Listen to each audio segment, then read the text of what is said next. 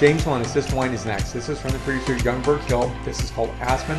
It is a Willamette Valley Pinot Gris 2020 vintage. Stay tuned and I'll tell you about this outstanding, beautiful Pinot Gris from Oregon.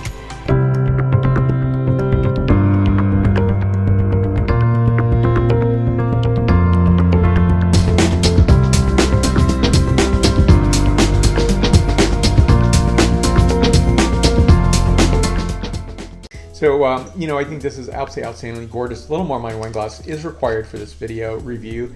It is absolutely outstanding and luminous. And I think there's so many Pinot Gris. I taste so many Pinot Gris, and I love the variety, first of all. And I think there are so many different ways of producing it. And I taste Old World and New World, and a lot of Oregon and from other places as well. Now, not all Pinot Gris are created equal, and that's a good thing, right? We all don't want it to be the same and taste the same. And I definitely want to get to the heart of the matter of tasting authentic, beautiful Pinot Gris that is completely balanced. And sometimes that's not easy to do. Sometimes I find it so overly expressed in terms of fruit only. Sometimes they taste what I would call a organic marshmallow characteristic. And yes, I love organic marshmallows. I feel less guilty than the other kind. But ultimately, I think it's something that, I definitely want balance. I want to see something that's going to express both the region. I don't want to use the T word, terroir, because I think that's not truly exactly where I'd like to go with that conversation.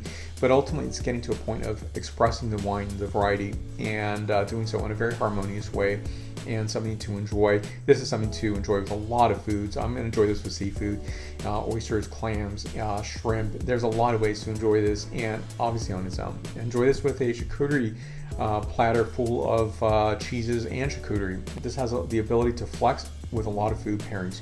Now, the Aspen Blanc is named after the winemaker's youngest daughter, Aspen, and there's 2.5 acres or 1 hectare of Pinot Gris, as well as 2.5 acres, again, 1 hectare of Chardonnay. It's 500 feet above sea level, 152 meters above sea level. Grapes were planted in 2006. Case production is $160, a $30 suggested retail price point. And I love how the producer is listing their clones. So this is 146 and 152 on 3309 rootstock. I like to see clonal selection. I like to see that, especially on the Pinots, right? The Pinot Noir especially, but you definitely have that on the Pinot Gris. And it's nice to see what are those selections? What are they doing? It really makes me think about what the winemaker is doing in their philosophy and how they want to, create the best Pinot Gris possible. Now, the soil type is Willikenzie. This is a 13.3% ABV wine. Let me show you the label up close. This is a McMinnville AVA wine, which is within Willamette Valley, of course. And I just love the bottle. And first of all, clear bottle to see the beauty of the contents inside. Now, on the back is a certification called Live Sustainable Certified Wine. And I think these certifications are very important, and it speaks volumes in terms of, the family's position, in terms of creating wines done in the most responsible manner. And I do think, when I look, there's so many sustainable programs out there, but sometimes I think some of the best are that are regionally located, because they're going to speak to maybe specific issues that are related to production of wine. Maybe it's, certain environmental aspects that, may not be present in all parts of the United States or around the world. And so, when I think about this is going to be salmon safe, for example, and it's also going to look at in terms of the social fabric of how the wines are being produced so that it is sustainable.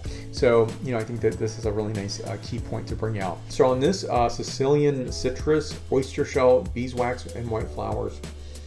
It's really absolutely dynamically beautiful and luminous. So next, the palate characterization.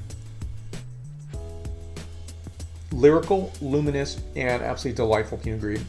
So this wine is expressive of green apple notes as well as citrus notes, Sicilian citrus, almond, oyster shell, white floral notation. Very clean, very fresh wine, delightful, dynamic, lyrical Pinot Gris from Oregon. It's the Pinot Gris that I have to get to, in my mind's imagination, that I want to be tasting, that I don't always get to taste. So it's nice to taste this nicely balanced Pinot Gris. This is 94 points out of 100 points. More information on the producer down below. Questions or comments, please list them there. Subscribe to this channel. If you've already done so, merci beaucoup to you. And if you haven't, you'll see the latest videos that I'm producing. And share this video with somebody who might be interested in Oregon wines. That I do a lot of reviews on Oregon wines, also from this producer, which I'll post those videos right up here.